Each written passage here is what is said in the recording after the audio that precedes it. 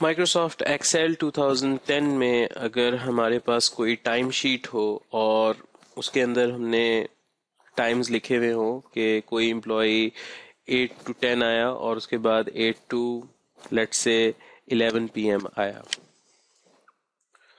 तो इसके अंदर हम टाइम की मैनिपुलेशन देखते हैं कि किस तरह होती है।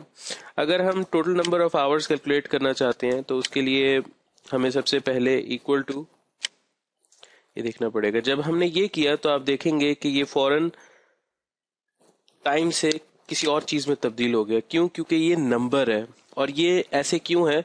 क्योंकि एक्सेल पीछे टाइम को ऐसे देखता है। क्यों? उसकी वजह ये है कि ये 8 o'clock है।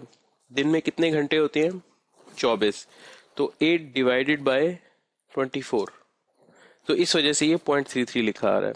इसी तरह जब मैं 10 o'clock को करूंगा तो 0.42 लिखा आएगा। क्यों लिखा आएगा?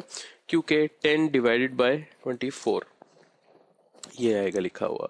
इसी तरह जब मैं इसको करूंगा तो ये होगा, और जब मैं इसको करूंगा तो ये रिजल्ट आएगा। और ये इसी वजह से केस को डिवाइड करते हैं हम 24 से। ठीक है।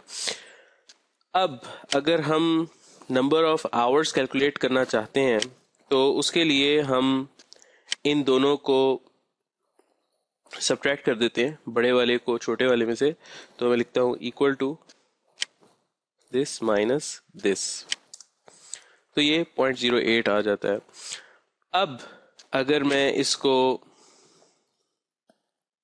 चेंज करूं, इसका फॉर्मेट जो है, और उसको टाइम के फॉर्मेट में लेके आऊं, तो आप फिर देखेंगे कि 2 AM, तो ये ठीक नहीं होगा। तो उसके लिए मुझे क्या करना पड़ेगा? मुझे अपने इस रिजल्ट को मल्टीप्लाई करना पड़ेगा 24 से। तो जब मैं 24 से इस रिजल्ट को मल्टीप्लाई करूंगा पेरेंथेसिस के साथ, तो मेरे पास सही रिजल्ट आ जाएगा। 8 से 10 2 घंटे हुए। तो इस तरह मैं 2 घंटे लेके आ सकता हूँ, और यही चीज मैं यहाँ पर कैलकुलेट करूंगा। तो 8 से 11 3 घंटे। अब अगर मैं यही चीज कैलकुलेट करूं मुख्तलिफ आवर्स के लिए तो मैं कर सकता हूं, लेकिन सपोज करें मेरा एम्प्लॉय जो है वो 11 बजे के बजाय 12 बजे तक काम करता है, 12 AM तक, 8 PM से 12 AM तक काम करता है। अब क्या होगा? अब आप देखेंगे कि ये सारा फार्मूला खराब हो जाएगा। ये सारा फार्मूला खराब हो गया। यहाँ पर -20 आ जाएगा और ये आवर्स जो हैं उल्टे हो जाएंगे। इसको हम किस तरह ठीक करते हैं? उसके लिए हम यूज करते हैं मॉड। मॉड का ये फॉर्मूला है। मॉड बेसिकली एक फंक्शन है मैथमेटिकल, जिससे आपको रिमाइंडर जो है वो वापस मिल जाता है। मॉड का सिंटैक्स ये है, अगर हम इस पर मॉड लगाते हैं, मॉड D3 माइनस इतना और /1,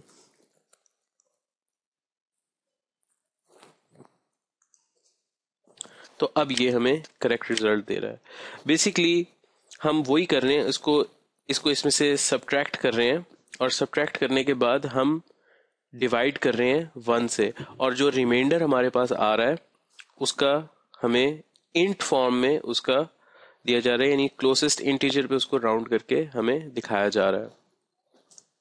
और फिर हम उसको 24 से मल्टीप्लाई करते हैं तो हमारे पास 24 आवर्स का रिजल्ट आ जाता है। अब मैं इसके अंदर कैलकुलेट कर सकता हूँ इसका सम, कि टोटल टाइम कितना मेरे एम्प्लॉय ने लगाया।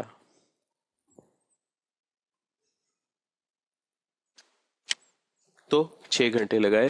और इस तरह मैं अपने एम्प्लॉयज का टाइम कैलकुलेट कर सकता हूँ अगर मेरी टाइम शीट में मिडनाइट से ऊपर जा रहा हो।